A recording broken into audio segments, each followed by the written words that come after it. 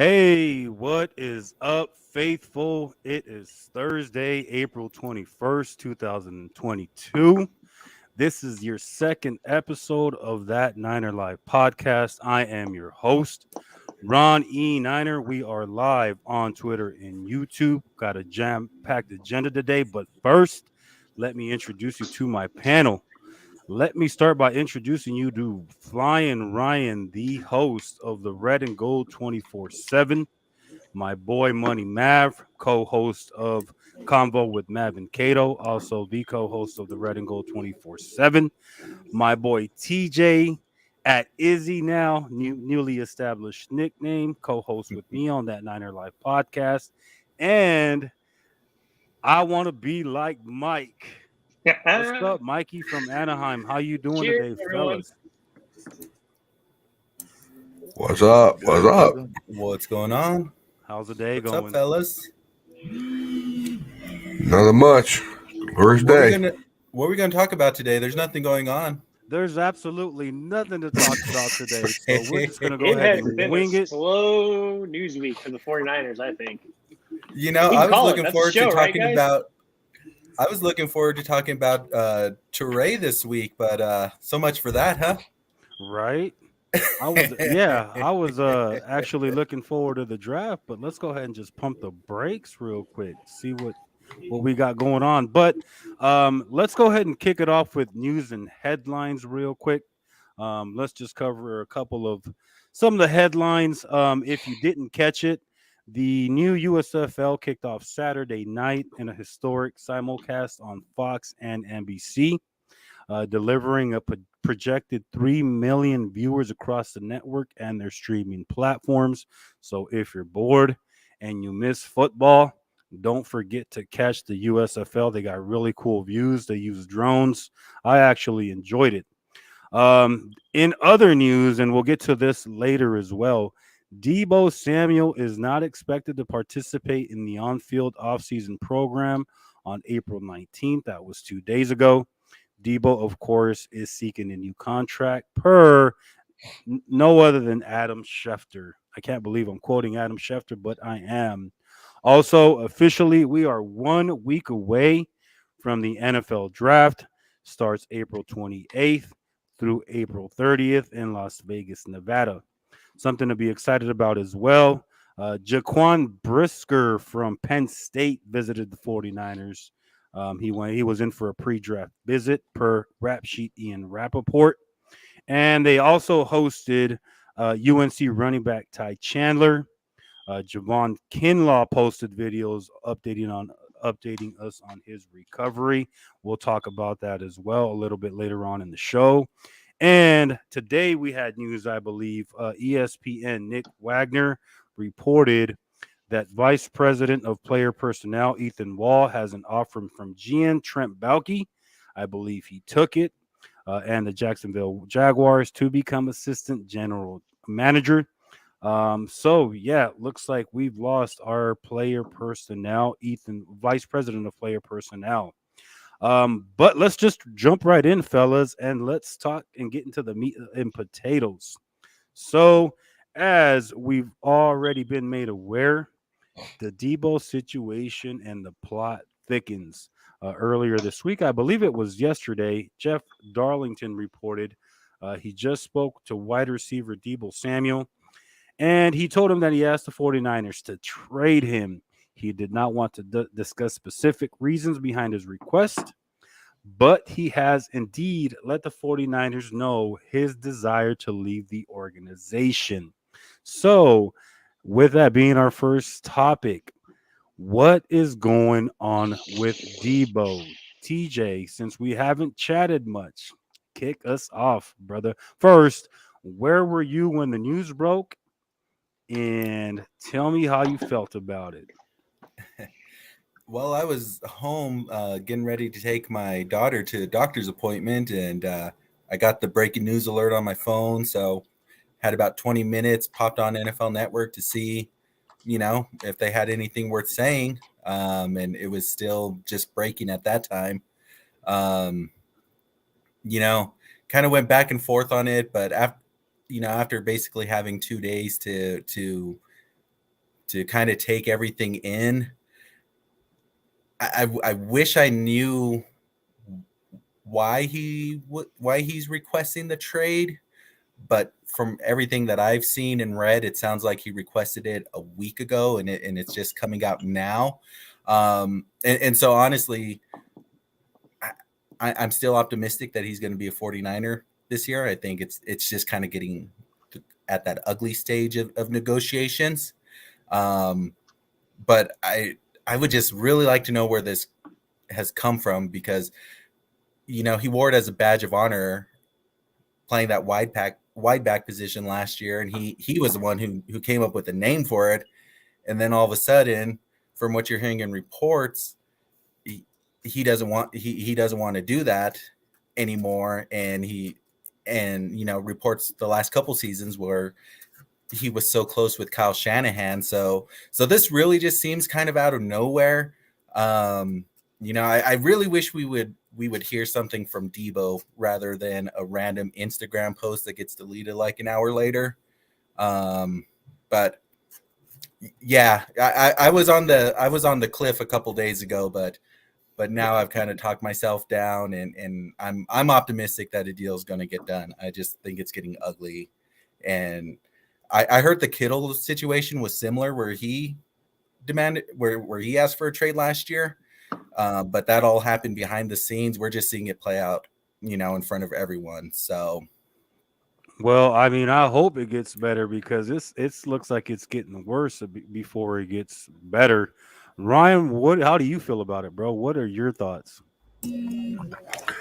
Well, I got the news break when I was at work. So, and when I looked at it, and I texted you fellas on text message on the chat, and I said, WTF, what the hell is going on now?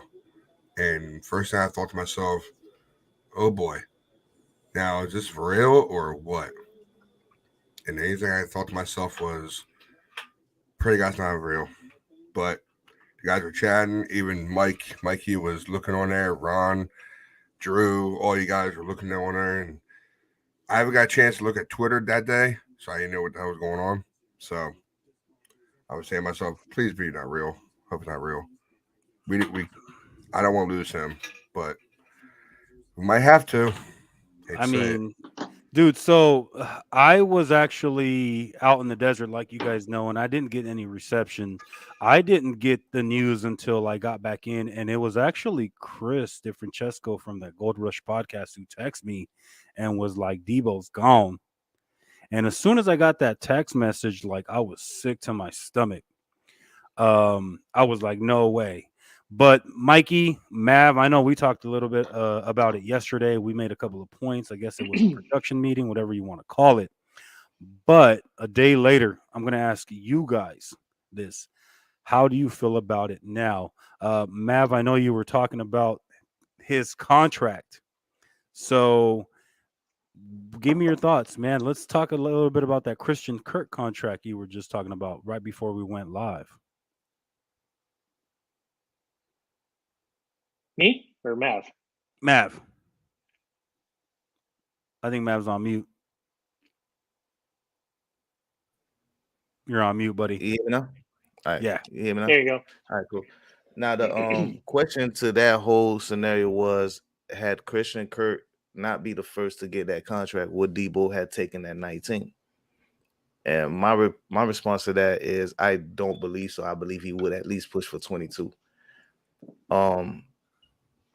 I mean, to piggyback over TJ, he did come up with the name, the whole Y back thing, and he did look like he wore it proudly during that time. But imagine had he been doing that the entire season instead of what he did just in that little portion of the back end. You see what I mean? So I understand why he says he does not want to do it. I mean, running back is a very physical position. It's more physical than wide receiver, if I may say so myself.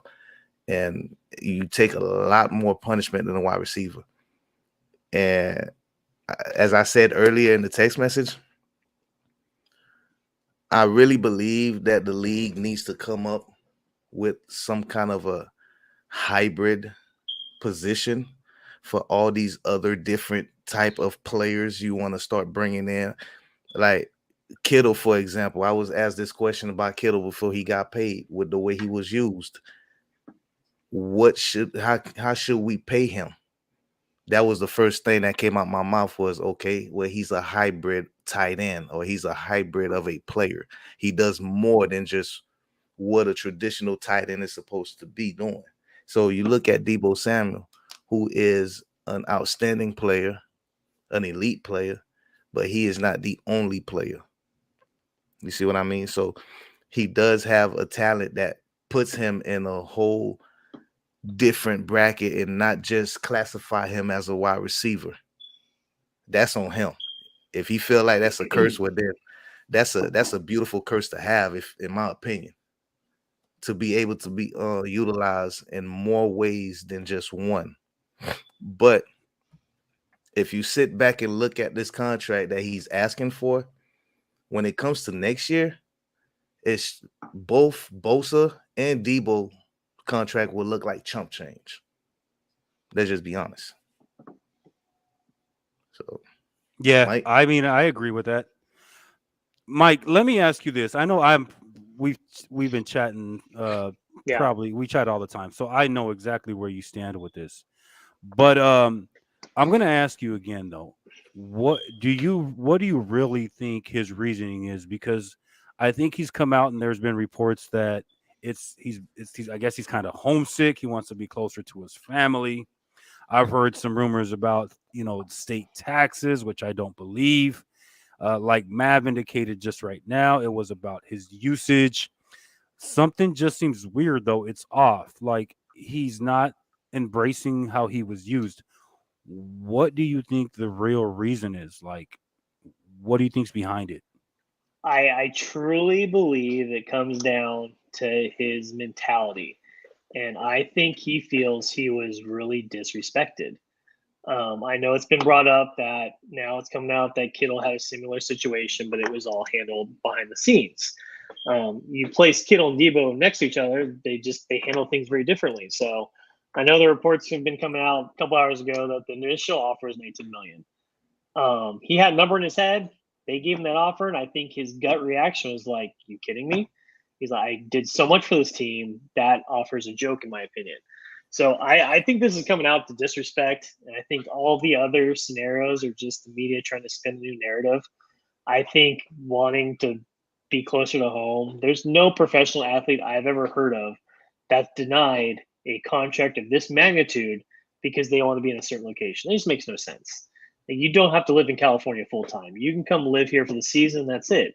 If you want your family close to you, you move them out here for a little bit. I bet you if it comes down to if that is an issue, the Niners will do something. They'll be like, oh, you know what? Fine. We'll rent you a place out here. We'll bring your family out. It'll be a separate cost on our side. But I just truly believe at this point. I mean, when I first found out, I probably went through all the stages of grief. I went through anger. I went through disappointment, sadness, acceptance. Like, okay, he's gone. Like within 2 hours of the announcement, I was like, that's it. We lost Deebo. Told my wife, I was like, we just lost Deebo. And she was like, what? And then as the day went on and the story kind of got broken down and things were said, I'm like, I don't think so. And my gut feelings tell me that this is going to get worked out. He's going to get more money. We're going to convince him to stay. And we're going to make him feel wanted. I think that's what he wants. He wants to feel like he's the most valuable player on this team right now. He took this offense and he carried it on his back in the second half of that season. Without Deebo, we probably wouldn't have made the playoffs. There are games where he controlled the offense. He did. I mean, even the Dallas game is just it's like the Babe Ruth moment of football. When have you ever heard of a coach or a player telling a coach, give me the ball, I got this? We gave him the ball and he scores. So yeah, for me, I just think it comes out he feels disrespected and he wants to feel like he's the top guy. And I think it's coming down to money, and all these other reasons are just BS. He didn't like how he was used. I heard an interview. I forget what podcast it was, but they played an interview that he gave last season when they were talking about wide receiver or running backs having thousand years. 1,000 yards caught, 1,000 yards run. And they asked Debo, do you think a wide receiver can do that? And he said if they would have started using him the way they used him in the later half of the season, the entire season, he would have been that. So he I did believe fully he would embrace have. it. I think he would have made one. Oh yeah, agreed. He would just hit that benchmark and beyond. But he named himself. He sold T-shirts. He was even embracing it at the Pro Bowl. So the whole narrative of him mad about how he was used, that's BS, because that's what made him a superstar. Like, just being a wide receiver, yeah, your stats are getting there, you're looking good, but the second that he became that combo player is when he caught the eyes of the entire NFL. This entire off season, when you're talking about draft picks, you're hearing about teams trying to find the next Debo. They want a guy that can do it all. So that narrative, I think, is BS. The not wanting to live in California, that doesn't seem realistic in my mind. That's just okay. So you're gonna go live on the East Coast and play for a crappy team where you'll never get a championship? Like, that makes no sense. You want to be where you're gonna win. So for me, it's just, I think he felt disrespected, and if that's the reason, I think it's something the Niners can do. They can talk with him, and I think this is where Kyle Shanahan gets involved, because they are super close. They had lots of one-on-one meetings. Him, Shanahan, McDaniels. He trusts those guys. So I think we're to a point now. We're not going to hear about it until maybe later after everything's all settled. But I guarantee you, once all this stuff broke yesterday, that's when Shanahan got involved. He's probably walking into those front offices and going, what do we got to do? He's probably had one-on-one conversations. What can I do for you, Debo? Like, what's going to fix this? And I think Shanahan's going to be the one that mends this relationship, just like we did with Trent Williams. I've mentioned in the past, Trent Williams was going to go to KC. He had a better deal. Trent called Shanahan and said, hey, this is the deal from KC. I want to stay. What can you do? And Shanahan was the one that was like, guys, we're going to lose him. This is what we got to do. And the deal was signed at 3 o'clock in the morning. So I think that's not the point we're at. I keep saying I think Monday's a big day because that's when we're having our press conference. So Shanahan and Lynch are both going to be in front of the cameras. If there's no resolution to this, that's all this press conference is going to be about. And I really don't think, as an organization, they want the PR that day to be about the negativity about how this contract negotiation is going. So I really think that Monday is going to be a good day to kind of bookmark, and I would not be surprised if something is done before that. So, Mikey, you think that there's a possibility that they threw that low ball offer and he was just like, absolutely not? Yeah, I 100%. It's the only thing that makes sense as each story kind of breaks. I mean, every couple hours we get something new. The Schefter things I just want to ignore, because even we talked about stuff being posted and deleted again. Debo's actually gone after Schefter personally, saying you kind of don't know what you're talking about. And the one thing that kind of did give me the positive hope was Debo tweeting, or Instagram, wherever he put it, was saying that reporters are going to write stories to get the clicks. The only people that know anything are the 49ers, Debo, and his agent. And those are the only people that should know what's really going on. Everything else is purely speculation. I mean, you look at Schefter, he thinks he has all the inside track, but he doesn't. The Niners don't leak. So anything that kind of seems like strange and odd, I just don't believe it. So I really think it does come down to that original lowball offer. I do believe that's what we did, because that's what we do, because you got to look at Prague. I mean, he started this organization when the cap was like $63 million. So yeah, the cap has more than doubled since then, and he's still in this old school mentality of he wants to feel like every dollar saved and he actually won the deal, but still made the player money. That's the mentality that needs to leave. I know we kind of discussed this a little bit yesterday during our production meeting, but I have a feeling that this whole situation is going to create a new mindset with how we deal with contracts going forward for key players. I think the Debo thing gets smoothed out, and then I believe Bosa is going to be super smooth.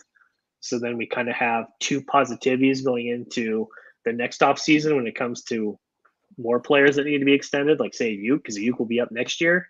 So I think that this is going to be a wake-up call for our organization on how we handle these contracts, because we can't keep having this negativity when it comes to signing key players, because it's going to make players question if they want to be with us in the long term, if they're going to feel disrespected. I know people bring up Buckner, but I honestly think we offered Buckner a decent deal, but he just wanted more money. I think that was a completely different situation. I know last year I think it came out that he wanted to stay and he would have done what was best for both sides, but that's complete BS. That was just complete press garbage, because we offered him something, he wanted more money, he went, and even if we would have matched that, I think he still would have gone, and that was just a different situation. But So, Mikey, yeah, look, you hit on 2 points that I want to talk about a little bit later as we get deeper into this conversation. One, yeah, Parag still trying to crunch numbers under the 60 million cap, and then the Buckner situation. But let me jump over to TJ. TJ, what do you really think the reason is? Like, do you think it's usage? Do you think it was a low ball offer? Do you think he really wants to be? Is he homesick? What do you think is really going on behind everything that's happening? I think it's just negotiating. I think at the end of the day, it comes down to money on this. You know, with him getting the low ball offer, I mean, that's just business. And I think that's business across the board. You know, if you go out and buy a car or a house, you know, you don't typically pay or offer, you know, what they're asking. You come down a little, they ask for a little more, you meet in the middle. I mean, I think that's all this is. They're not going to come out with their best offer out the gate. I really think at this point, it's just negotiating. It's posturing from Debo. I really feel like this deal's going to get done. You know, I'm sure usage has something to do with it. I'm sure that's come up in a conversation, because why wouldn't it? But we've discussed it too here, that no way you use him like you did last year. It was done out of necessity. And when I think about his value, you know, his versatility is what makes him so valuable. Is he really worth $25 million a year as just a straight wide receiver that doesn't do anything out of the backfield, that doesn't return the occasional kick or punt? I mean, he's good and all, but I think his versatility is what makes him valuable, and why any other team would be interested in him. So, I mean, you know what? I like that. So you're saying that, like, if we just straight up line them out wide. So you're okay. Let me reverse here.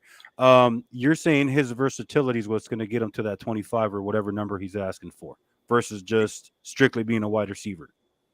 Yeah, I think so. Let me bounce. Go ahead, Mikey. I completely agree with that.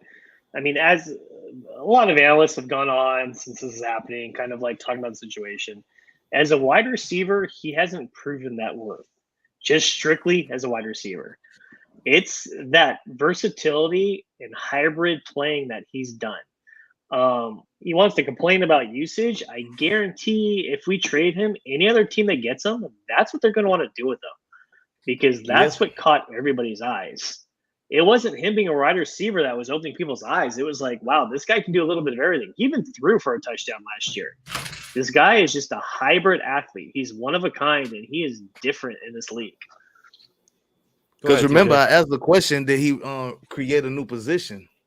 So I just wanted, since we're talking about his numbers strictly as a wide receiver, I did find these numbers. So before last year, his average over the 2 years prior to last year receiving 55 catches, 898 yards. Granted, I know he missed a couple games there too, but I mean, come on now. I mean, well, he had 1,400 last year, right? He did make a Jeep. He did make a leap. Yeah. So go ahead, Matt. Real quick though, before I jump over to you, Mav, it says, "What's up, Ron? I'm here to support the show. Keep evolving, brother." LFG, that's my boy Mark. What up, brother? Thank you for supporting. Mark, what's up with you? What up, Mav? Let me ask you, because I really like the points you were making earlier. As far as guaranteed goes, I want to talk a little bit about that. Christian Kirk contract, because and then Mikey brought it up as well. Does he take it if he's the first one signed? Let's go back to that conversation, Mav. If Okay. Debo was offered right off the bat, make your point. I want to hear. At 19 mil right now, if he takes it, that makes him the highest paid running back in the league by 3 million more. Christian McCaffrey is only making 16 a year. And he can pretty much do damn near the same thing Debo can do, except he's not an original wide receiver. He can catch out the backfield. He can run the ball. Same damn thing like Debo. He could even throw the damn ball. Let's be real. But the only difference is he's more injury prone than Debo. Now, that Christian Kirk contract, if Debo is the first one to get an offer, I believe he push it to at least 22, nor does he feel disrespected. In my personal opinion. But because playing. Go ahead. Finish up. Now, I was just gonna say, I really don't believe that Christian Kirk contract really messed up anything for anybody. Because I mean, these players are still getting what they're asking for, maybe a little bit more than they anticipated for. Go ahead, Mikey. I still think it affected the market a little bit. If you got to think, say like I kind of mentioned before, NFC Championship ends. A week later, we decide to offer Debo that $19 million. If he takes that contract, then at that point, he's the third highest paid wide receiver in the league. Yeah, but I don't even think they come at him at 19 though. I think at that point he wouldn't have been disrespected. But now you got the point where it's like Christian Kirk gets his $18 million. I really feel that if Christian Kirk wouldn't have got that contract, Adams, Diggs, and Hill would have probably been $2, $3, $4 million less than they got. Now, the market would have been something different. What I feel like happened with the wide receiver market is that they made it harder for the D linemen or the linemen, period. Because now they're making linemen's money at 30 mil. So let me read this comment real quick. It says, I'm excited to hear what John has to say on Monday about the rumors and lies regarding Debo. He's not going anywhere, guys. Don't entertain this soap opera. Go ahead, Mav. I'm sorry to cut you off. I agree. No, keep going. It's such a show right now. Yeah. Then Mark says, it's a business, guys. It's probably the guaranteed money that's not agreed upon. So I want to ask you guys, though, is there some truth to these reports? Because it's not only Adam Schefter coming out with it. Let me put up this quick slide real quick. That's a good point about the guaranteed. Take the annual salary out of the equation. What do you think the guaranteed number is that's going to make Debo happy? Like, what's that sweet spot? I say he takes 60, but I don't. Because right now the highest guaranteed for receivers what 55? Yes, Hill. Yeah. So I think he'll take 50. He'll take 60. Anywhere between that, you got to come at him between 50 and 60. Yeah, you got to come at him. Less than Hill. 50, I can see. I could see 50 to 55. We would do it. Well, actually, 60, I thought it was Diggs. Ryan, can you look that up real quick, please? What is Stephon Diggs' guaranteed contract? I thought Diggs someone's getting up there. Someone's getting 55. I think that's the highest right now. So I think we got to be within a few million of that number to make him happy, guaranteed. Like these people put too much emphasis on the annual, but that's a bloated number that's kind of increased with the 2 years at the end of the contract that are kind of BS years because in the past 15, 20 years, guaranteed money has really become like the most important part of a contract. Yeah, because I mean that's the money that they know they're getting. Hurt or healthy, you're getting that money. So that's, I think, the number that's more important to these guys than to say, hey, I'm making $30 million a year, because when you break it down, when that contract's over, you're really not making that. Yeah, you don't. Yeah, I agree. So then Debo says a reporter's job is to make stories. Only Yeah. people know the truth about the situation is 49ers at Tory Dandy and Debo Samuel. So he's refuting all these stories. My next question is who's telling the truth? Because then we got Jeff Darlington saying he spoke to Debo Samuel. He spoke to him and he didn't give him any specifics, but he obviously has reasons other than just the money. He said it was usage. Is Debo being advised, or I mean, what's going on here? Is Debo who's lying here? Who's telling the truth I and who's lying? I think what's being reported is the emotion. I think whoever this guy gets a hold of Debo, he starts talking to him, and Debo like just says things he doesn't mean. You know, they lowballed me. I want to be traded. So then that reporter takes that and goes, okay, he requested his trade. Like the 49ers still haven't even come out and acknowledged that Debo has asked for a trade, which teams are usually going to do. Like good news or bad news, they'll say, okay, we'll grant it. Or take Mayfield for an example, when that whole thing was going down. Yeah, he requested it. It came out publicly. He stated it. His agent stated it. The Browns acknowledged it and said, we're not gonna accept. We're not gonna give him a trade. Right, So $47 million. 47 million is the guaranteed. Yeah. Okay, so Mhm. then he's not the Okay. highest. No, but he's getting Yeah, 70 mil total guarantee though. That's what Yeah, the it's 21 million signing bonus. mhm. So with the signing bonus, it So brings it up to 70. Yeah. yeah. So I just think there's just emotions being thrown around, and the emotions are being reported, not actual facts. Until something comes out from the Niners saying, acknowledging, yes, he's requested a trade. We're gonna give it to him. We're not gonna give it to him. I don't know if I truly believe that's what he wants.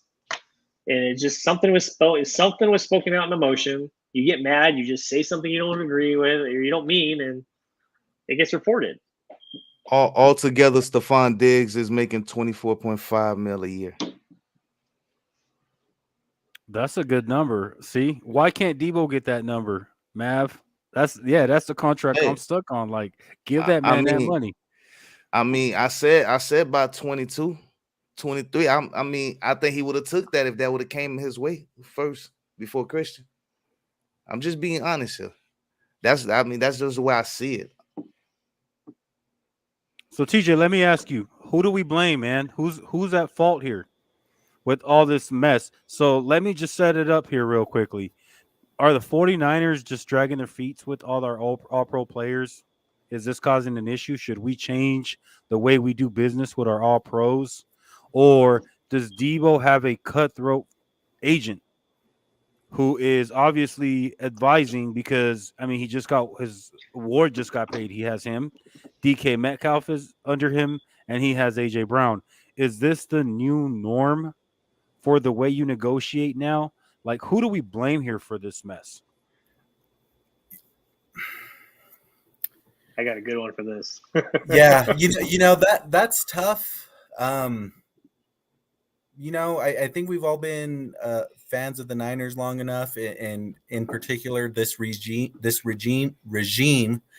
that we know how we do business. You know, deals get done in July and August. Deals get done, you know, at training camp. And I think that works for a number of reasons.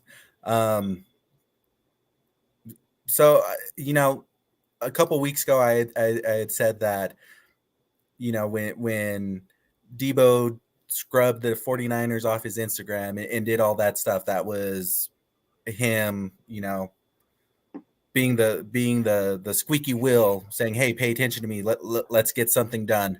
And I think this is just more magnification of that.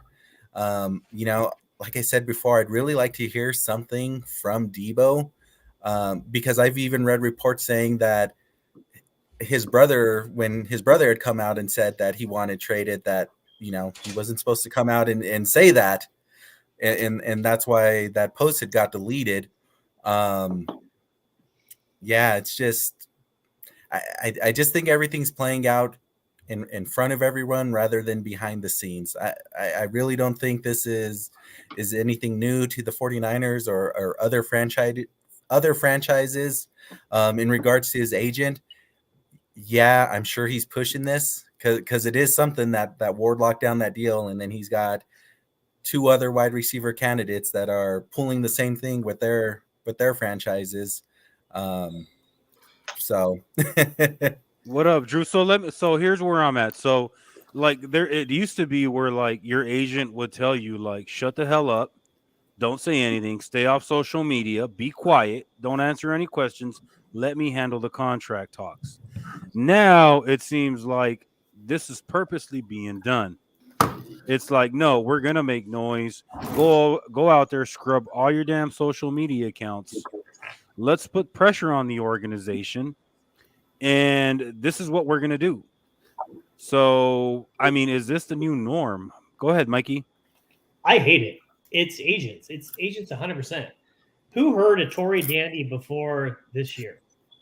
This guy is a new agent trying to make a name for himself. And I feel like the way he's doing it is classless, childish, and it's ruining the sport. I think agents are useless to begin with. It's like, I kind of mentioned this yesterday. Agents are just the pariahs. They're parasites. They get paid when their guys get paid. Why can't a guy just negotiate his own number, hire an attorney to handle the actual contract, and go from there? Like, this guy is just being a pariah.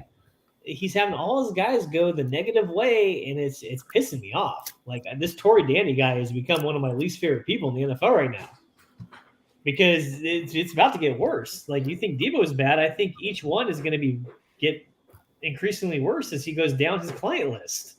Yeah, because it's not just one. Jump in there, Drew. What up, Drew? It's my new bias Drews, everybody. What up, Drew? what up? What's going on? What Let up, me man? get in this, man, because I'm about to tell you. He about to ruin not only his credibility, but he's ruining these players.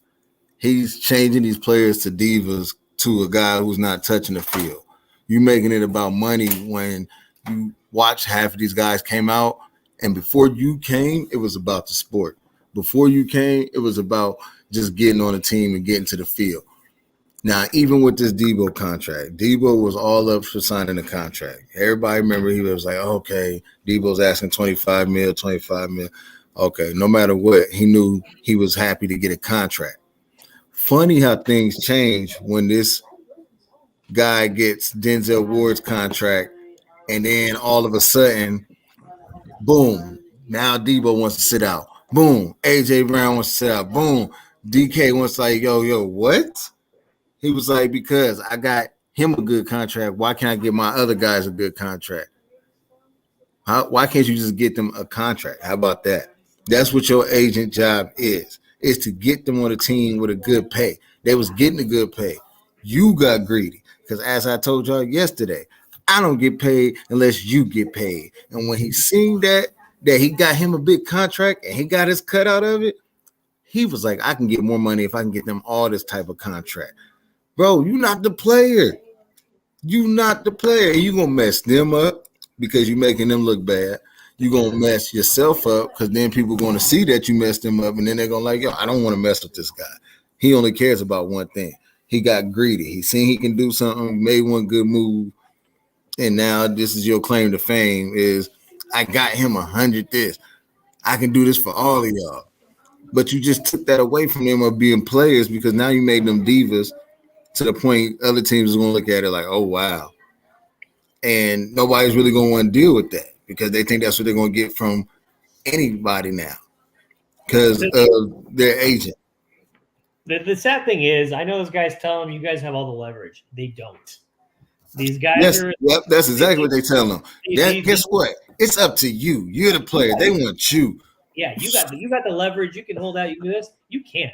Under the new league rules, these guys are going to start. If they start holding out, they're going to start losing money. They're going to be getting fined. And we can extend contracts. And we can, at this point, if Diva wants to be a diva and we want to be dicks about it, we can hold on to him until he's 30 years old, and then no one's going to want him. It's just these players have no leverage right now.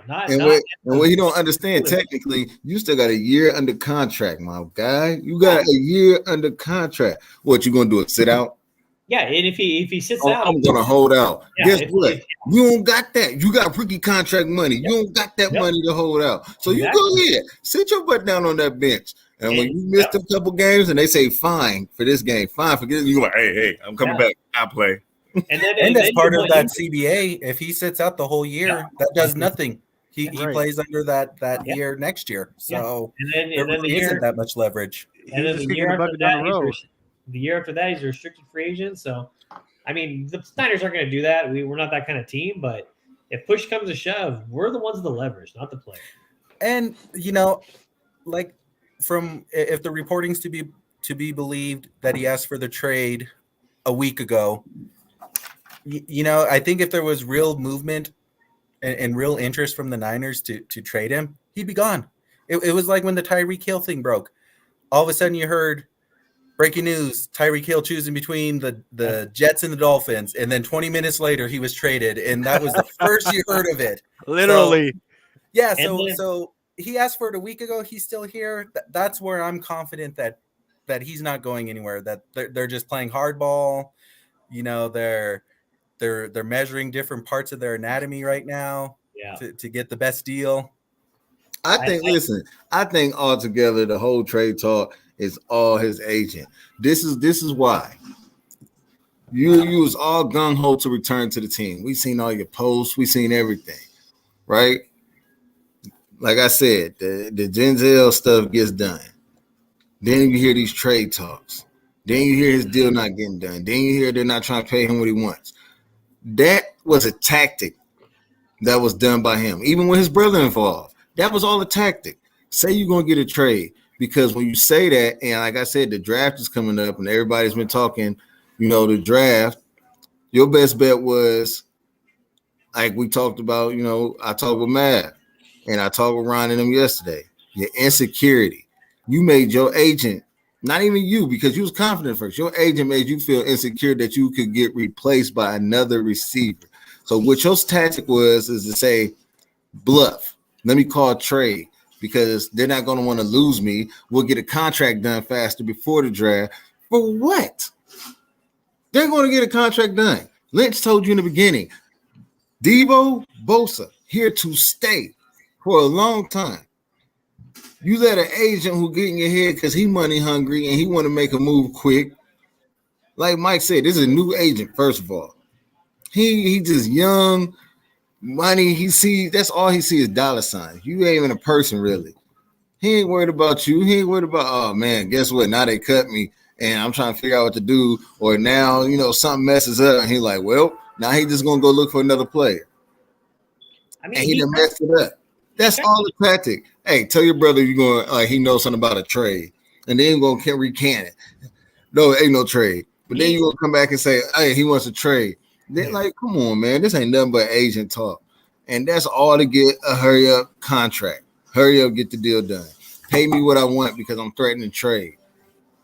I mean, TJ brought up a good point about with Tyreek Hill. It was done so fast. That's also gives me confidence that if that's what if he really wanted that and we're going to do it, he would have been gone. Every team has made us offers, and no one, we're not taking any of them. It's crazy. It's really crazy. Like, man, I can't believe this. Like, I can't. How you you really fell for it. You got this guy in your ear talking like he your buddy. He ain't want nothing but some more money. He got that one contract and was feeling himself. And I'm talking about all over himself. And just came out and was like, I can get this done for all of you guys. Just hold out. Bro, shut up. So let me ask you guys though. We don't like it, right? Obviously, we don't like it. But is this the new norm? Is this the way you do business now with some of these agents? No. I really hope not. But I was just thinking about it. I just kind of came to this conclusion right now, thinking about it. Is this guy shooting himself in the foot? If I'm an upcoming guy that's on the path of the NFL and I'm seeing how this guy is dealing and the negative publicity it's causing, do I want this guy repping me? No, because he a guy who believes. Or do I want a reputable agency that's going to do everything behind closed doors and get it done? And it's not in the public eye. Look, he sees that dollar sign. This guy will he's going to have a killer year this year because he's got all these players, but going forward, I think people are gonna have to look at him and be like, "Do I want a guy like that repping me?" Any publicity is good publicity, and that's what he's believing. And the fact that he got one good contract, and he's like, "Yo," and then first of all, let's talk about this good contract that you got. Nobody even knew. It came out of nowhere. Like Denzel Ward gets paid this much money. Nobody was even talking about him. And Browns was gonna pay him that much money because he saved half of their seasons because Baker sucked and it came to the defense. Therefore, yes, he deserves that money. Now, on the other hand, when a team like San Francisco, who was winning on both sides of the field, and yes, Debo was a big part, he's going to get paid what we was thinking he needs to get paid. Not what you want to keep raising the bar because you need that I get paid unless you get paid. AJ Brown was he was a big key part, but really it's Henry. They look at Henry. When Henry was out and y'all went through them playoffs, I mean, who knows what could have happened, whether he was there or gone. No matter what, all the stuff is messed up. What's that, Mav? This is Tory Dandy. Oh, His net Wow. worth from last year 20 was 1 mil to 1 to 5 mil. That was his net worth from 2021. One to He's hold about on. I'm about to tell y'all something about that real quick. His net worth was 1 to what? 1 to 5 mil from what they say. All right. Look at LeBron's agent and Chris Paul and them agent. A dude who really know how to work a business deal with these players, right? Well, we know this Look guy. at- This guy's a rookie. Like last year is when he like. Okay, but I'm saying even when what's his name? Ron Paul, Russ Paul, whatever his name is, when he first came in and it was him and LeBron, really. How he worked LeBron's contracts was so legit that he looked out for both the team and the player, not just the team, the player, and myself, or the player and myself. The man looked out for everything around because that was a good agent. Look at the rest of the stars that came to him. A difference from you of how you're running things. And guess whose net worth is bigger? Guess who's still getting more clients? That man got football and basketball players now. And I think 2 baseball players. Like, it's a difference in these people and how y'all run things. Like Mike said, you're going to run people away after a while. Your hype is high now, but when they see this and you start messing up contract and you're turning these players to divas, and then all of a sudden teams is going to be like, no. Ron's like, is this the new normal? Because you got other players. You got the Odell Beckhams. You got the Le'Veon Bells. Juju was even a little, he did his little diva dance in Pittsburgh and was like, hey, I want to be out. But look at the players Hold that on. you're doing. Go I'm ahead, sorry, man. but I'm sorry to cut you off, man. I'm just reading something here, and I want to ask this question before it slips my now the CAA sports agency is who Tory Dandy works for, and he just so happens, huh? I thought he was his own agency. I didn't know he No, worked for CAA. he works for them. He was recently promoted to head and managing partner to Wow. manage over $4 billion worth of contract of players. Now, according from what I just read, if I'm understanding this correctly, I wonder if he was racially used to bring in those black athletes to this sports agency. Because the minute he brought those athletes in, and he made history being the first black sports agent to rise to the top, according to this article. And all of a sudden, you have all these players, and now you've been promoted. See, so that's where I kind of it kind of gets muddy for me because like it shouldn't even really be about race. And then that's where you're starting to kind of bring like politics into it. Like, okay, here's an up and comer who's supposed to be supporting like young black athletes. Like, that's where to me it's like, why does it even have to be like that? And that's why I'm concerned. Like, is this the new norm? Because here's my thought process, fellas. It almost seems like social media now. Well, it doesn't. It's not almost seems. it's social media is being used as a tool, as a leverage tool, right? It's being used as a leverage tool. So if fans don't think that players care about social media, then what's the purpose behind scrubbing their accounts? What does that really accomplish? Is it a sign? Is it like a way of putting pressure on the organization from the fans to pay this dude? Because like it's fans that swear all day, but bro, there is no point in you tweeting that shit. None. They don't care. They absolutely care. Like they're scrubbing their social media for a reason. They pay attention to what we're saying. What is the strategy behind the scrub? Is it fan pressure? Is it like a breakup? I don't know. That's where I'm getting at with this. It's like, is this? I think mean, we're going to see this more and more and more. I think we're reading too much into it. Okay. Instead of just like looking at it and taking it for what it is, it's just kids being kids. If it happens more and more, it just happens more and more. That's just what it's gonna be. If it becomes a new norm, then it becomes a new norm. But and go ahead, TJ. I think that's a fair point by Mav. Kids being kids, you look at the age of these guys, you know, and I think social media is used as a tool because that is that direct line of communication between player and fans. That's that, you know, this is how I'm going to get my message out for me directly to you, you know, rather than through the team, through my agent. So I don't think that's going anywhere anytime soon, and it's probably going to be more prevalent. Think about when you were growing up in the 90s. You wish you could say something to these players. Like a player like Peyton Manning, you wish you can directly message him or at least say something to where he can see it. And now you think about the president of the United States. You no longer have to write a letter anymore, so to speak. You can just tweet protest. You see what I mean? So, I mean, like you said, social media is getting bigger and bigger. We are living in a technology world nowadays. And me personally, when it comes to red and gold, whether Deebo Samuel reps that red and gold or he reps another color, I wish him luck in whatever he chooses to do or however the 49ers go through with it. I'm repping red and gold. That's what it is. So to me, I'm not even worried about who's on my team. If you don't want to be here, you don't want to be there. And I know one of you guys said it last week. Imagine if Deion had this back then, or Terrell Owens. Said that. Yeah, I mean that's a great point, Mav. Imagine if they had this all these years ago. Ricky Waters, you know, what would have it looked like if they could have just Michael Irvin said, yeah.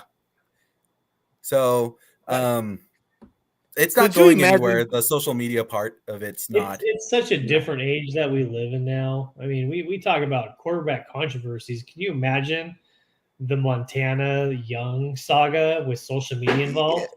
It would have been, I was just about to ask that question too. Insane. I think Montana would have won that though, honestly. What? I guarantee that social media battle. He would have still Young had in Montana. Followers. Young would have had his followers, and it would have been it would have been a nightmare. But it's Young still had some good quotes at his locker room. In front of his locker room, he was the backup. the thing about that though, Montana had more followers from the actual NFL than Young did at that time. Young was really growing his followers when he truly became a Niner and took over. So I mean, I grew up watching Steve Young playing for the 49ers. Hey, Bill Walsh probably would have liked all of Young's tweets. That was his boy. So, oh wow! I don't know, man. It's just concerning to me. I mean, it's not concerning, but like, I guess this is just what it is now, you know? Because, like I said earlier, like before, your agent like represented you. You just be quiet. They do all the talking. They do all the negotiating. You just shut up. You don't answer any questions, and you were advised against speaking, you know, out like that. Now it seems like you're being told by certain agents to go act out and scrub your social media, and that's what it is now. Go. Let me ask the question real quick. Go act like a child. Let's throw a public tantrum and get what you want. That's what it's becoming. It's kind of sad to see. Let me ask this question real quick. Like, I can't remember GM's names or GMs being mentioned up until like maybe about 10 years ago. That's when I really started hearing front office talk. Because me growing up watching football, hell, I barely even knew the assistant coaches nor any position coach. You feel me? Me personally, the way they made football seem was the head coach. That was it. That's the only guy you need to know. You don't need to know nobody else. Now it's like you pretty much have to know the whole damn staff. You need to know who's doing what with who's coaching who's there. Like, I mean, it's just a whole different package. It's a whole different world to actually unravel as a fan, as an adult fan, versus being a kid fan. I still don't know him. I'm be honest with you. But because you're right. I mean, I grew up to that. And then when you kind of grow up to it, by the time you do get to this point, it's like you lightweight don't care until you started realizing what their position is doing for that player that you may like, or you start feeling like, you know, what the offensive coordinator really does, and the coordinator. I didn't know nothing about no coordinators. I know a head coach. I know assistant coach. That's it. And see, the reason why I'm saying is because if you look at Bill Walsh era, I don't remember anybody telling me, "Oh, the GM drafted this player." It was Bill Walsh. Correct me if I'm wrong, fellas. But now it's either Lynch, Balky, who's over there with, actually, I don't even know the damn GM for the Patriots. Who is that over there? Belichick. See, you see, okay, is he? Yeah, he is. See, Yeah, that's he what I'm is. saying. Like, He's a fucking owner, the coach, the GM, the vice president of player personnel. He's a janitor. He's everything. so you see my point, bro. It's like now I did see that my my bucket in his head on the sideline. He was sitting there like this while coaching. Who that? Belichick. And he hold the first down flags. He be on the sideline with the stick and the coaching thing with the headset. He does everything, boy. Deflate the balls and all that. Spy game that. Boy, listen. Ooh, that's the Recording other teams' practices. It was him by himself. Bro, he did everything. I'm telling on y'all. Hey, I'm telling on y'all right now. Hey, man, they talking about them Patriots. Oh, no, he didn't, bro. Come on now. Yeah. You know what? Somebody You give look at him. this ain't red and gold. If this was red and gold, I would have went off. But no, we good. We're It's all gonna good. try to keep that night of life civilized. Hey, do your thing. So, Damn, any them other points? Patriots. Any other points on the Debo situation? It seems like we can talk about Debo for days because it's a lot of speculation. Any final thoughts on Debo? I mean, like you said, it's all speculation. So something's actually done. All we can do is ask questions, come up with our own theories, and just kind of wait it out. But I think something's going to happen sooner than later. It's to a point where this can't be the shadow of the entire offseason, and something's got to happen so we can kind of move on and continue building this team towards the season. Monday. Guys, Just like you said. I think by Monday, because I really don't think Lynch Yes. and Shanahan want to go in front of that press. And this is another why. They This have to is answer all this. and another reason why. I know the draft next week. That conference came up right before the draft. Hey, man, we need to have a conference. Yeah. Look at how the events went. Debo wants to leave. Yo, so what do we expect John Lynch to say Monday though? Like, what do you think he's I'm gonna say? hoping that they're working some. You know what I'm saying? I am John Lynch. This is Shanahan. Talk. Hopefully, Debo is signed to a contract, and they can just be like, you know what, it is what it is. He's now on the team. Let's move on. Next question. He's kicking the tires on the contract. That's what he's gonna say. I'm Yeah, kicking the no, tires. we're business as usual. We're negotiating. Yeah. You know, we hope to get a deal done. We want him here. I think that's what you hear. Yep. All right, Jimmy's TJ, doing look. well. Jimmy's been at Hooters. Jimmy's doing great. Jimmy's living a life. Jimmy, don't give a Hey, when I put that picture up, man, I promise. I said I know they all gonna laugh when they see this.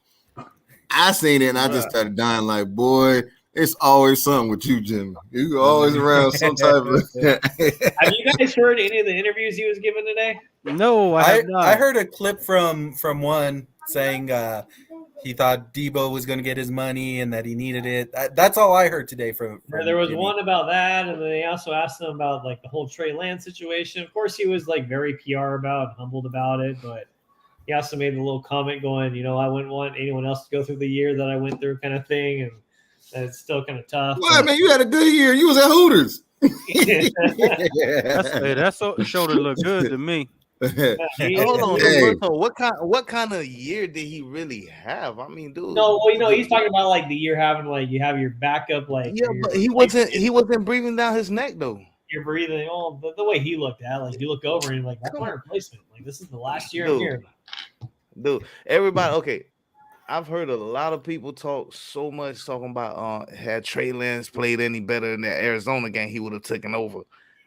Dude, first off, had Shanahan had more trust in the man, he would have taken over. That's what first we need to say, because we clearly see, even though it was weeks out from that Arizona game to the Houston game, we seen the transition. We seen what Trey Lance was capable of doing had you gave him a little bit more trust in that game.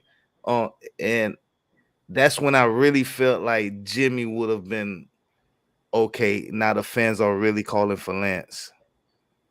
Once we keep our mouth shut and just roll with the dice, roll with the punches, at this point, what worries does Jimmy have? Trey's not breathing down his neck. Trey's not coming in no time soon. Nobody's calling for Trey to get in because the whole key word everybody's using is he's not ready. He's not ready, which is the first damn time I've ever heard that mess going into the NFL from someone you drafted in the first round.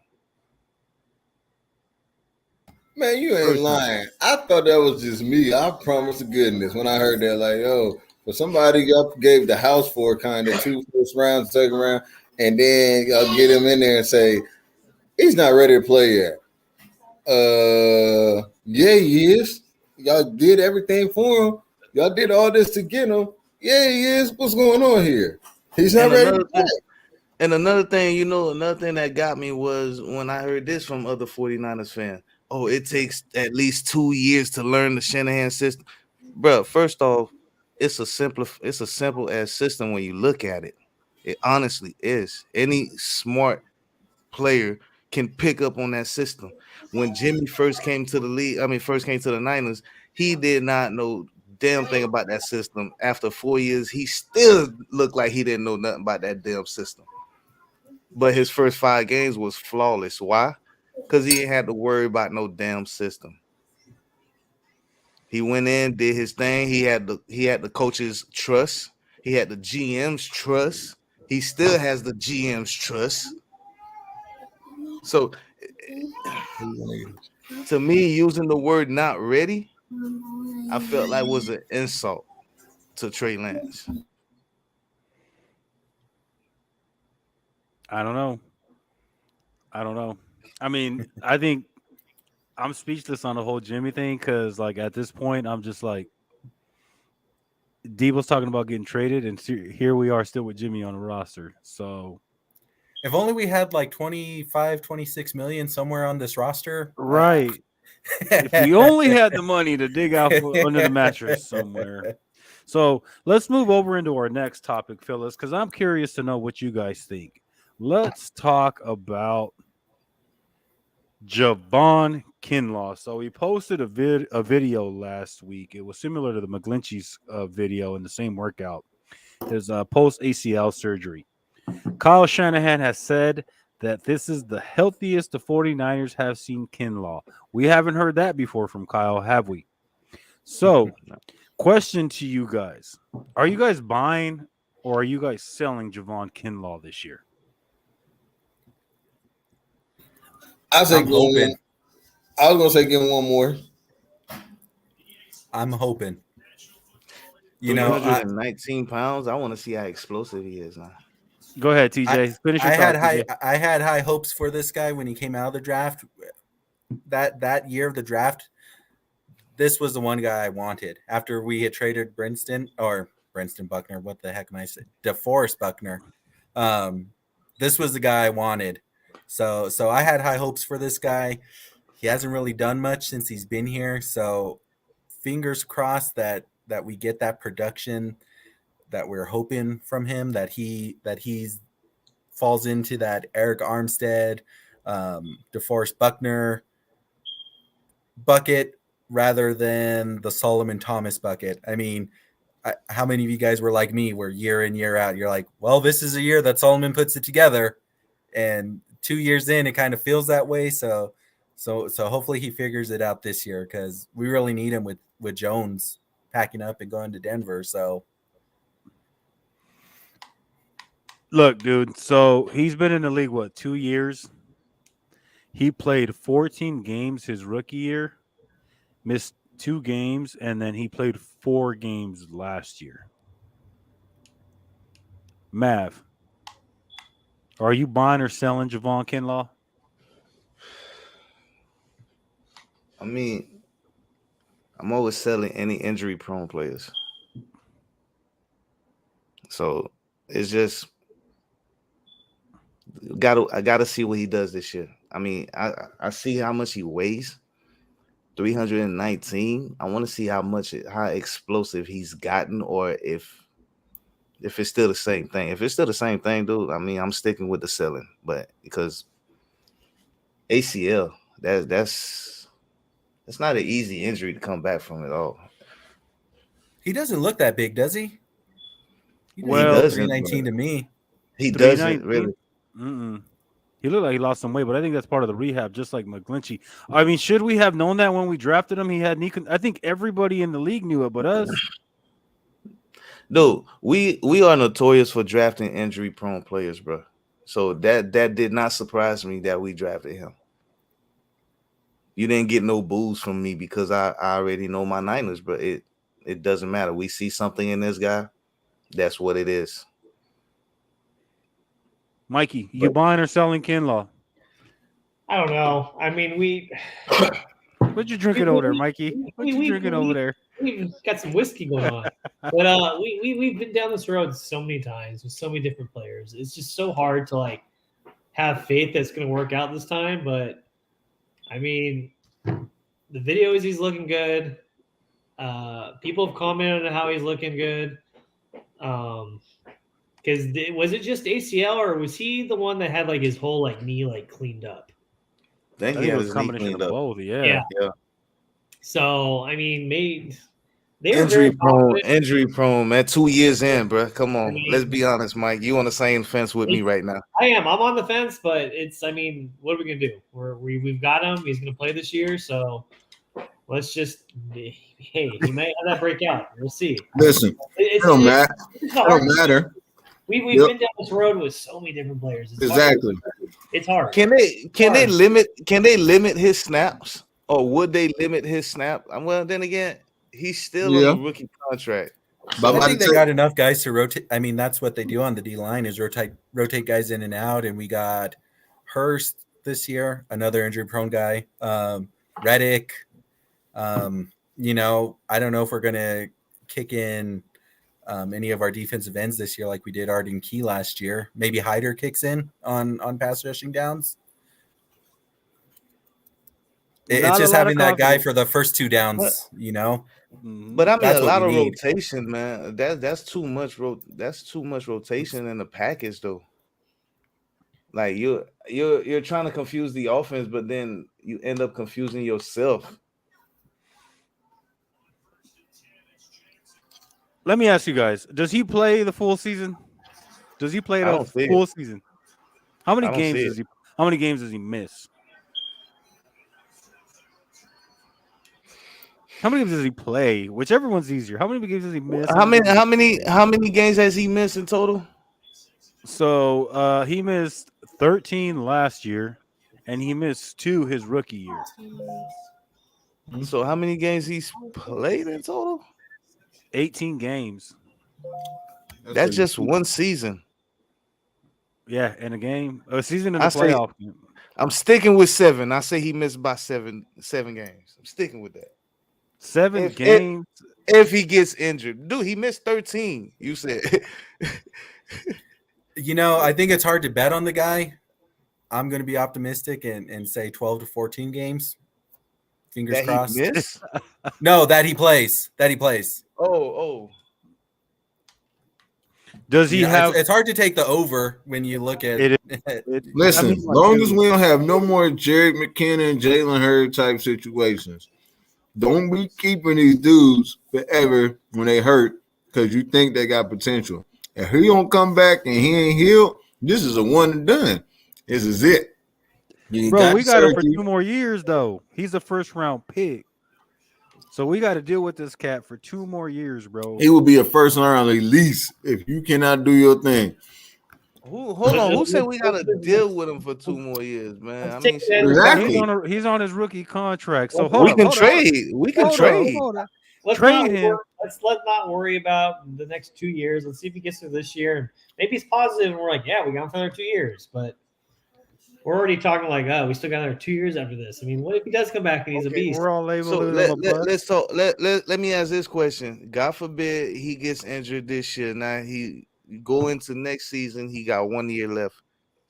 If you do decide to trade him, what do you believe his trade value would be then?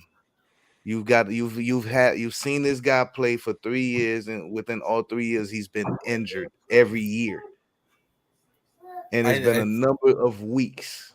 That's your conditional. I mean, 5th, 6th round, Right. maybe your best. I mean, Right. if he comes and he's injury prone, you're not And gonna what get and much what more did, from him and than what that. did we draft him at? 13th overall. And you talking about 5th? Hey, it is what Bro, it is, he's man. injury prone though. Like he's Yeah. missed a total of he's missed more I- games than he's played. I understand. I know. I get it, but still, 13th overall, bro. And we looking at at least a 5th round or maybe a 6th. You say maybe a 6th? Jeez, you might as well go ahead and release him at that point. Who's gonna take him? Like, I mean, a 6th-round pick for an injury prone guy that probably nobody wanted anyway. Dude, Yeah, I mean, What, what's Baker going to get traded for? And that was the first overall guy 3 years ago. No one's going to mean, give yeah. up a first for that guy. I don't think- Nah, I give him a I'm ham not- sandwich and a bag of chips and a new commercial to do. I don't He think. can Baker- still- and I guess what? I'd be nice. I let him still sleep in the stadium like on his other commercial. I don't Damn. think. I don't think Baker's getting traded. I think he's going to be odd man out in this carousel. Wait, so what's So gonna sign with happen with Pittsburgh. Baker then? that's I gonna think be he's- weird. He's That's going to be. weird. He's going to be hanging in the wind. That's I gonna be think weird. he- Hey y'all fall for this. Don't let Mike trick y'all. Mike trying to be funny. Mike think this is I know. I'm serious. No, like you think about it. If he doesn't You look- do, You they're look not at gonna cut him. you look at the teams that are looking for quarterbacks. The teams that are still in the market for quarterbacks, they want that locker room leader that's going to do something. Baker has done nothing but show this league that he's an entitled, whiny, self-absorbed, God complex player. He blames teammates. He doesn't take responsibility for anything. He can't lead a locker room. And no one wants that. It's showing. Like, no one's showing interest. Like, I don't think Carolina is sniffing around at all for Baker. Seattle, I don't think wants to touch him. I think he's going to be. I don't know what the Browns are going to have to do. Do you He's think going to Pittsburgh get cut put a or bigger he's going to force? get the Brock Osweiler deal. Brock Osweiler. Remember Let me ask that you, guy? do you Remember think Houston Pittsburgh- traded a pick to Cleveland to take on that contract? It was Good just old one pick. Houston. That's what's coming for Baker, I think. Could y'all see Pittsburgh making a move for Baker? No. I think they hope he gets cut. I think if he gets cut, I think that's where he goes, is Pittsburgh. yeah. But no way Cleveland would trade him But that's there. too Or much dead money if you cut him, though. I don't think. How much? Cleveland Yeah, can yeah. do How that. much dead money are the Browns on the hook for if they cut Baker? Let me look that up real quick. well, he never got an extension, right? So he's still on that. He's still on that rookie He's deal. not So on I the don't think it would be rookie too deal. terrible. No, he got They extended. picked him. They picked Did he up get his- He's not on the extended? rookie deal. Yeah, Yeah. they didn't extend. They picked up The his fifth year. option. Yeah, So they'd be on the hook for 2 years, right? yeah. because he's coming into his 4th. Mm-hmm.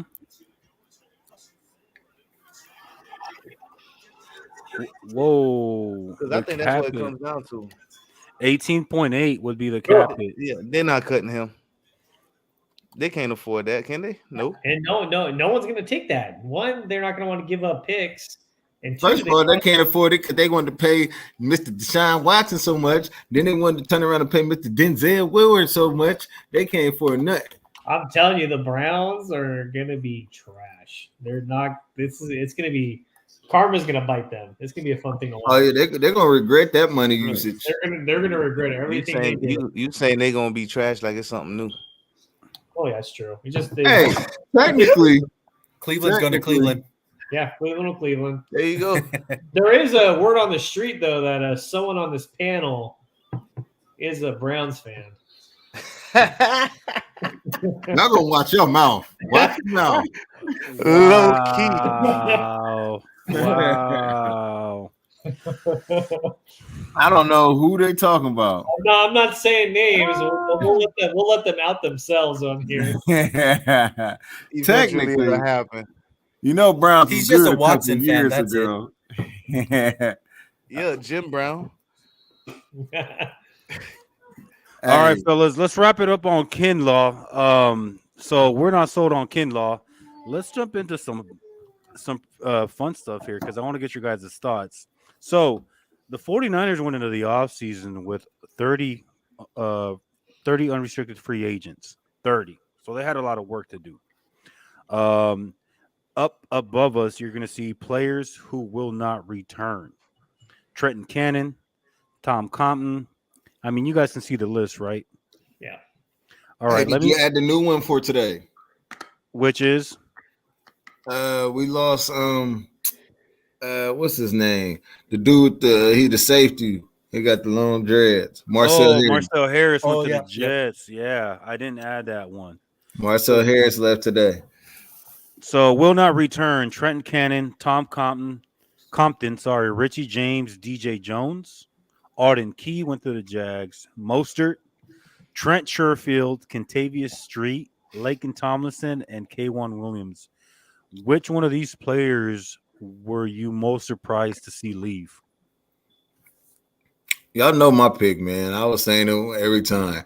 I did not want Arden Key to go, and I just knew we was going to get him back, and it did not work. When he started doing them little team tours, and he went to Detroit, and then he went to, I think it was like the Ravens, and then I said, you know what? He ain't going to let nobody come back. He played an actual good season, stepped his game up. Matter of fact, Mav, I mean, I know you just seen it in my text. I sent his stats, and it was so crazy because we did so good with the man. All right. So he comes in 2018. He gets 30 9 assists, 1 sack.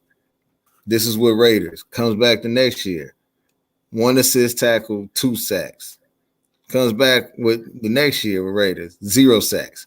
Comes to the 49ers with 6.5 and less games played than all 3 years at the Raiders. He had most of his sacks with the 49ers in his 4 years. That is true. But if you look at year 1 versus year 4, I mean, it was just the difference were sacks. That's the only difference. No, his I think we tackles just was, became his best tackles friends, was Drew. different. I think me and Drew just became best friends because Arden Key was my boy. That was the Exactly. one guy I His wanted tackle back. game was different. Like, all right, so when he came out of LSU, he was already picked to be this high pick. Got to the Raiders, maybe he wasn't utilized right, or maybe he just didn't have that drive or wasn't pushed enough. Get to the 49ers, and within less games played, in 3 years, you had more tackles, you had more sacks, and you had more tackles for loss. I get it. So 3 years compared to 1. I was like, man, imagine what he could do again under our same coaching. And boom, we lost him. I was like, come on, man. I felt the same way about Hyder a year ago. But we got him back. Yeah. So I'm excited. Right. Yeah, but is he gonna be the same? Is he gonna be the same height of You better be the damn same. So now I agree with Drew on Key. That was the one for me that I really wanted back. You know, yeah, you want Tomlinson and Jones, but you got to be real. Those guys, they weren't coming back. They're going to get big contracts out there. So Key was the guy that I was hoping. And then when he kind of hung out there for a couple weeks going in free agency, I was getting really excited. But you guys, Mav and Drew brought up some good points on his production before he came to San Francisco. So I want to tie that into Kamiko Toure. So here's what's interesting to me. So before Kerry Hyder came to the Niners, he had 1 sack before he came to the Niners. Then he had 8.5 with San Francisco. Then he left, had 1.5 sacks. Arden This is Key what I'm saying. had 0 sacks. Then he had 6.5 with the Niners. Don't know what he's going to do next year. Toure had 5.5 sacks. He gonna before have coming to 10. San Fran. Damn, Right? that's a good stat, TJ. Right? Yep. I've I'm trying been to sitting tell you. on these stats for a little while, and I saw that opportunity. Nice. And hold on. And to go on that, now let's rewind back to what Mav said. Remember when we was talking about coaching? We don't know what these coaches do. This is what these coaches do. They get in here and they get these dudes, get behind them. First of all, you got to have a person that got faith in these people. A lot of teams pick them up, they start slipping, and then you just want to go to the next man up. These are dudes, they start slipping. They're like, nah, you got it in. Now push. And they're pushing. You got this in you, now push. And you going from this to that. Vince Lombardi, if you look at his story, to me, he was the best coach ever because he was not a coach. He was a teacher first. You got a lot of these coaches out here that looks at these players' talents, and that's all they see is just the talent. It's like, I can't teach you nothing more. So you need to come on over here and just do what I'm telling you to do instead of still teaching that player. You see what I mean? So it's like Vince didn't care how old you were. He didn't care how big of a name you were. He was still teaching you the game. A lot of these coaches don't do that. Actually, none of these coaches do that no more. I don't even believe none of these coaches really know how to coach. They just call plays nowadays. That's it. Because they Well, think that's all it is. Well, at the Yeah. pro level, it's hard because, like, even in college, a lot of coaches they want you to already come in like developed. Like they don't want to put in too much work. You know, they won't recruit you if they feel like you're too raw, unless you're extremely like athletic, and that happens in all sports. Like even in softball or baseball, if college coaches, they don't want to teach you how to swing. They want you to come up already and have a good swing. If you can't swing, they're not going to coach you. But So- if you look at the Green Bay Packers before they even joined the NFL, and they are a winning organization because of one man. And then when he left and went, had he not passed away, I seriously believe that Washington would have been on the same level as the Green Bay Packers. We would not be talking about how trash Washington been. I'm just being honest. The Commanders. So let me ask you guys now, though, which player on that list do you think will have the best season on their new team? Jones, DJ Jones? yeah. Can I see the list again? Me personally, I didn't honestly, like, I don't worry about these guys leaving or staying because I mean Mostert. No, I don't think Mostert's gonna do the best. Mostert's gonna be Mostert, bro. He's gonna get hurt. Wow. Sorry, I don't wish injury on anyone, but let's look at the reality of it. He's probably gonna get hurt. Yeah, Is that because they're going to utilize him like crazy? Because Oh, yeah. I can definitely see that happening. It's just Well, Mostert, Mostert bro. was He my can't stay guy. healthy. You Most can't of us rely on I was Tua. sad to see leave. Tua's trash. Can't rely on him. Me personally, there's nobody on that list I was surprised to see leave. But if I was to pick one, it was between Jones and Laken Tomlinson. And I knew Jones had financially played himself out of the 49ers future. So Yeah. I really thought Laken was going to stay. So then nobody. We don't care. Nah. If you want to be a Niner, bro, you be a Niner. If not, okay, have fun somewhere else. Point blank. We honestly didn't lose any like superstar. The guys we lost are replaceable. So let's jump over into the new Niners list, which is probably more important. Well, no, it's more important. Excuse me, I was about to drop a bomb here. Which one of these players is going to have the biggest impact on the team this year? Go ahead, TJ. Ward. Wow, I He's a big thought you was fish. about to say Teray. I was about to say Teray. Yeah. He's a close second, but Ward. I mean, you gave him the bag. He's supposed to be. You're paying him to be that shutdown corner. But take away the bag. Take away the bag. Your personal opinion. Take away the bag. No one to know a surprise. I'm still gonna go with Ward. Yeah, Ward is going to make the biggest difference. I'm going to tell y'all a surprise. If you're about to say Ray, I swear to God, I'm about to say Ray. Don't say Ray, bro. This is why special teams. Get off Hey, the podcast right now. hey, Ray about to show Ray. You guys show Ray. If Ray has one Right fumble, on, Ray. Ray about is to about be to a fumble the special- ball all over the place. Listen, if that that man man has about at to least be a one special fumble, bro, teams. They're going to have this man holding on to the ball. He's going to be a special teams guru.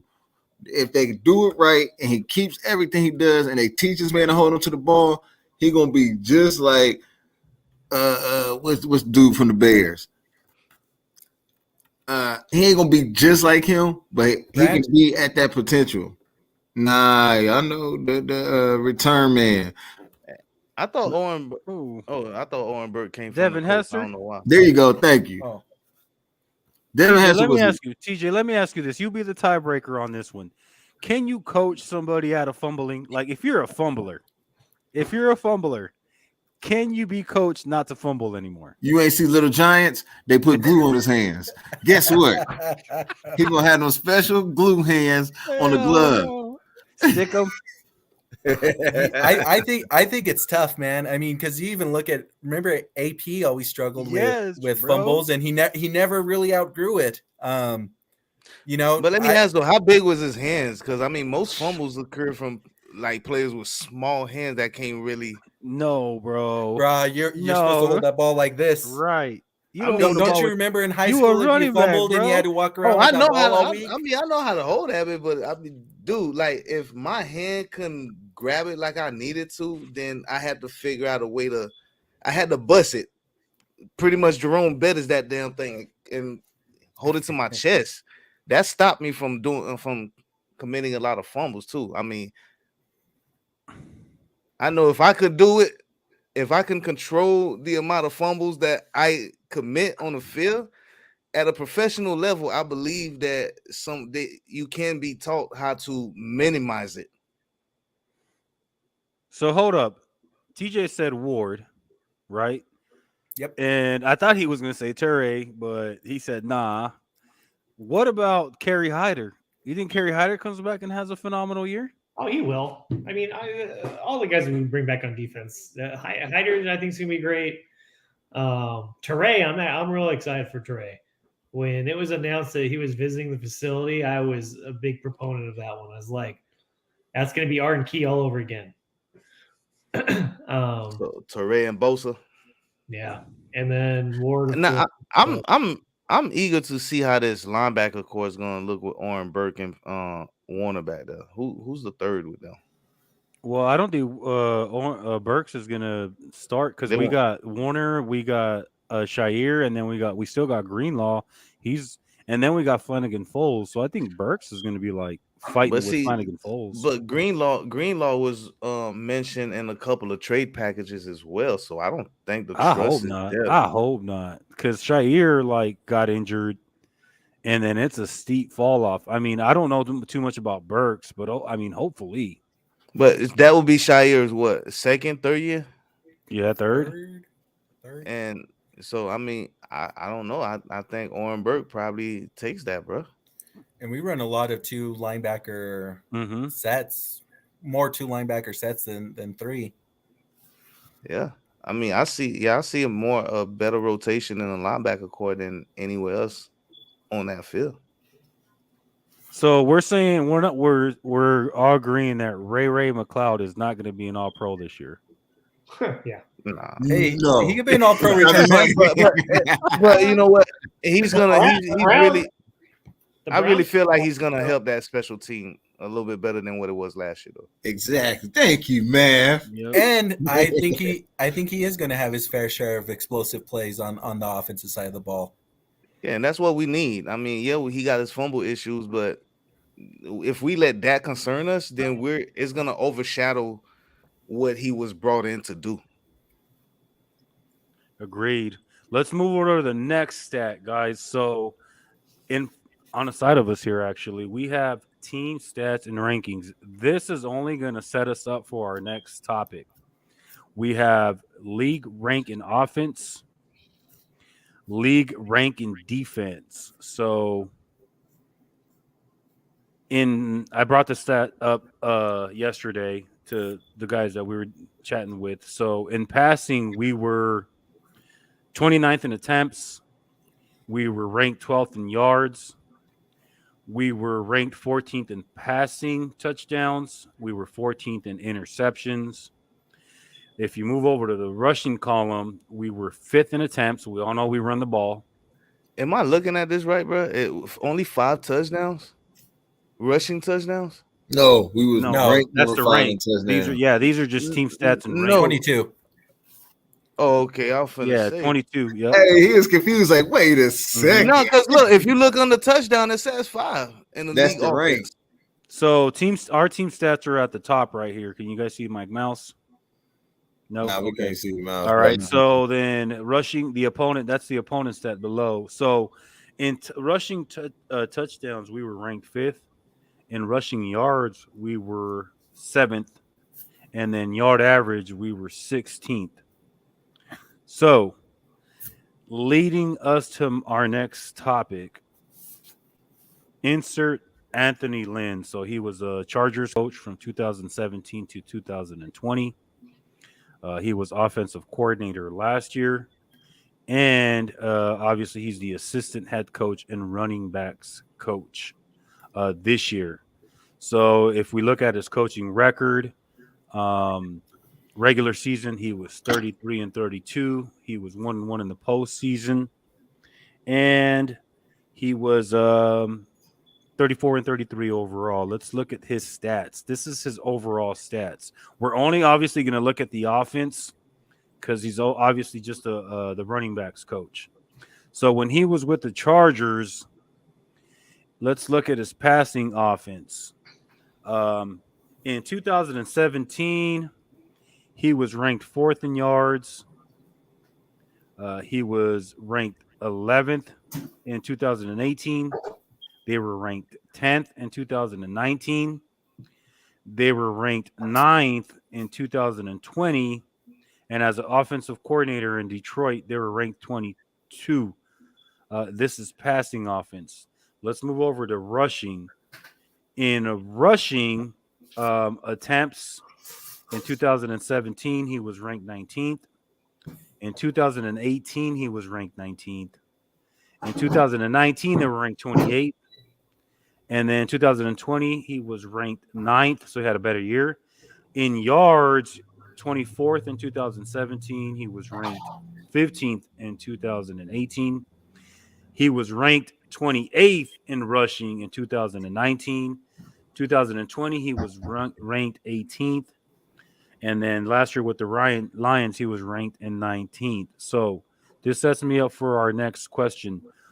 What is Anthony Lynn actually bringing to the table as a running backs coach? You know, seem like a damn thing right now, honestly.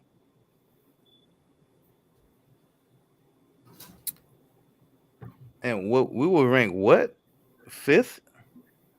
Yep. So our team stats, we were ranked 5th in attempts, 7th and 7 in yards, 5 in 5th in touchdowns. touchdowns. Yep. And yard What's the average what? was 16. Okay.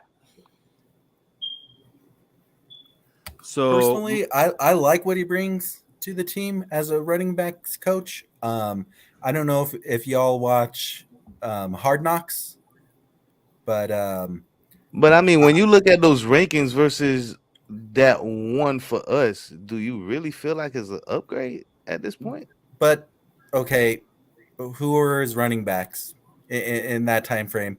Injury-prone Melvin Gordon, injury-prone Austin Eckler.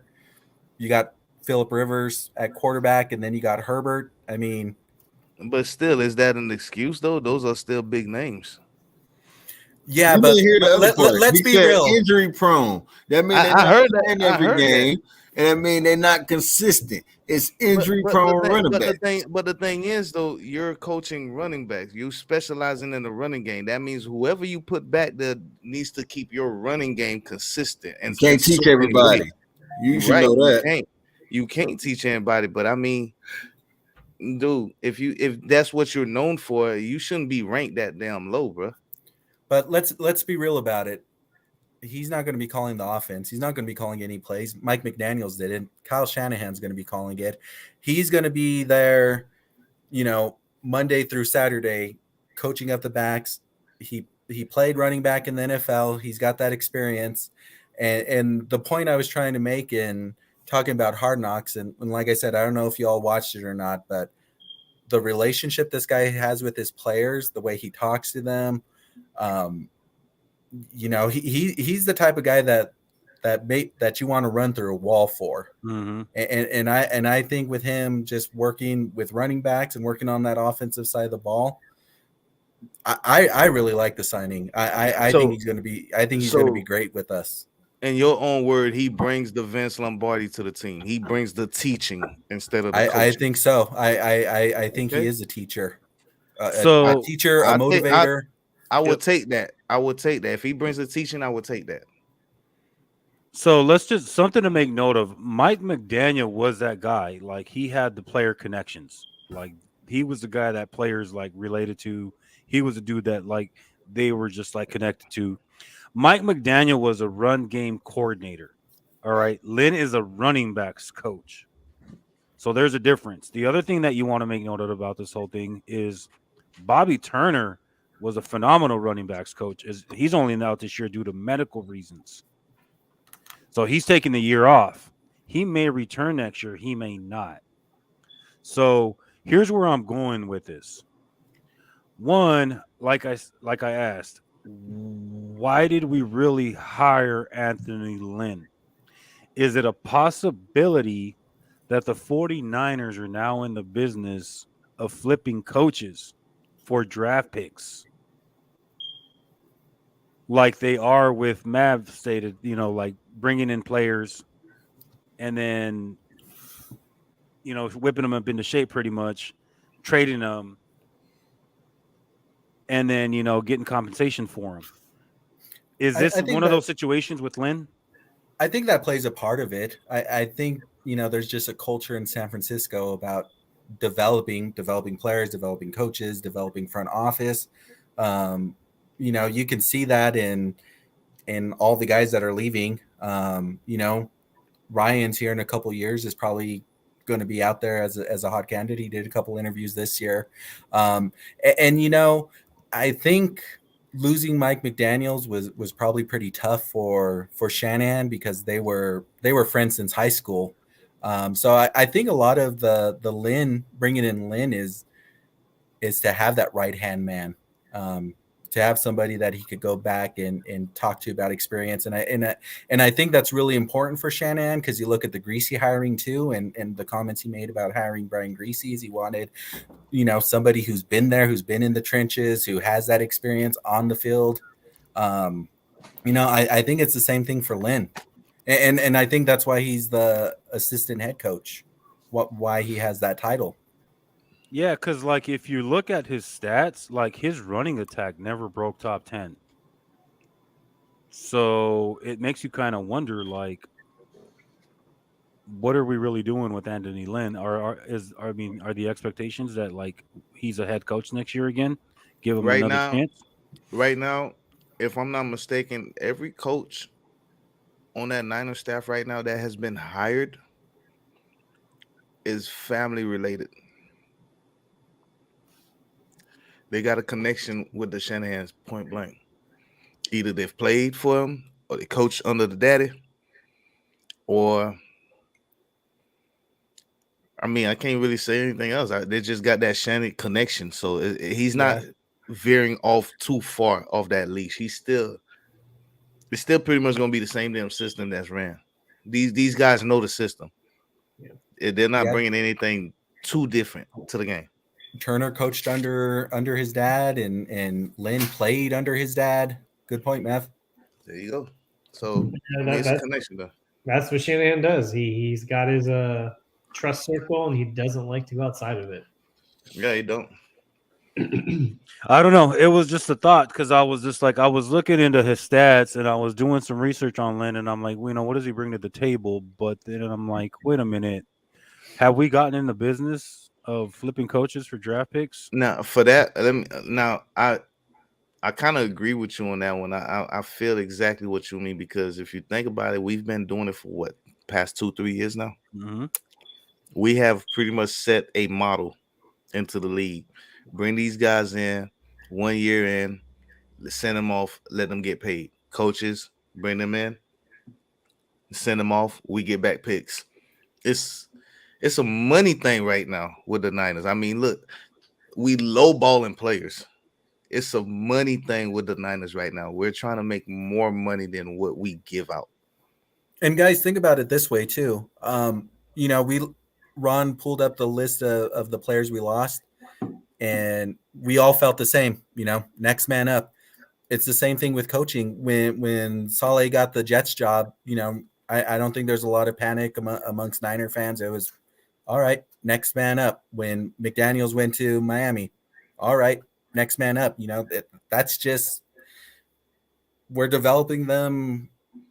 From quality assistant coaches up to positional coaches up to coordinators. I mean, it's a finely tuned, well-oiled machine, and it just keeps turning. It's constantly all right. Go get your bag. Go get that big promotion. We'll be fine. We already have the next guy lined up. But I think it's brilliant. Go ahead, man. But what happens when you have 2, 3, 4 more other teams that actually starts to run that same model you running? I mean, then that's a dying business because there's only 32 teams in the league. And if 5 others are doing the same thing, nobody's going to really want to pay for players like that anymore. I mean, am I right or wrong? I mean, look at New England. They've done that for 20 years, man. But exactly, only team. Yeah, like to me, it's like if you're doing that with players, that's one thing. But if that's a strategy with coaches, that's a whole different level. So I'm like, I don't know. It seems like are we in the business to flipping, and are we in the business to flip these guys and get draft picks for them? Minority or not, you still get a draft pick. So I say this, your question comes to life if by next offseason we end up flipping at least 2 coaches. So book it, fellas. Anthony Lynn's going to be a head coach, and we're going to get a draft pick for him next year. Before we wrap it up, could he really be a head coach or just a high-paid OC? Do you think we would lose 2 though? Because Ryan's probably gone next year. If he has another great season, he's going to get a job as a head coach. I think we lose 2, man, because we almost lost 2. You think we lose? That's true, because he did have the opportunity. Yeah, okay. And then how many people left? How many people left with Saleh when Saleh left? Yeah, never mind. That was a bad point. Yeah. All right, fellas. So we're gonna go ahead and wrap it up. It's 8:45 my time. I'm pretty sure it's late in the East Coast. Before we do, though, do you guys have any final thoughts?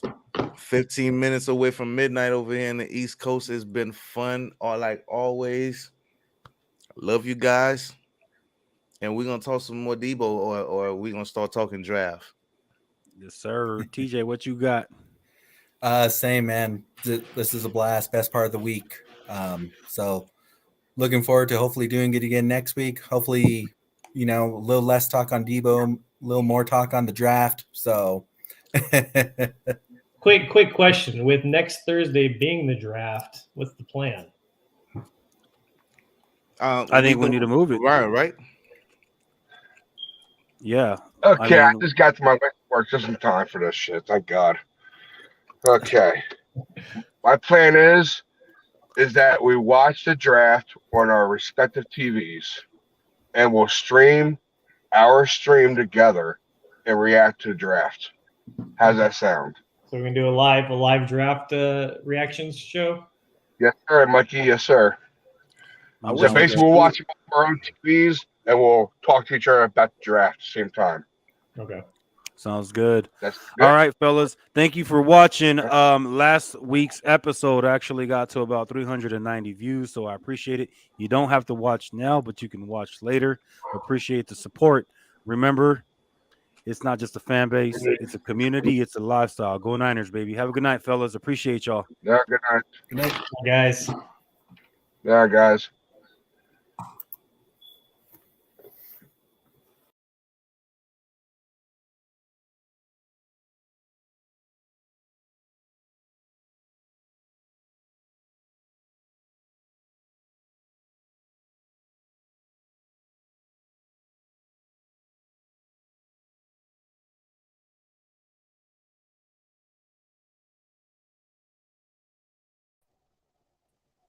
Yo. Hey, Ron. You didn't end it yet. You didn't end it yet. Yeah. I'll end it for you. That's what I got you. I got you, man. I got you. I want to do this real quick for you.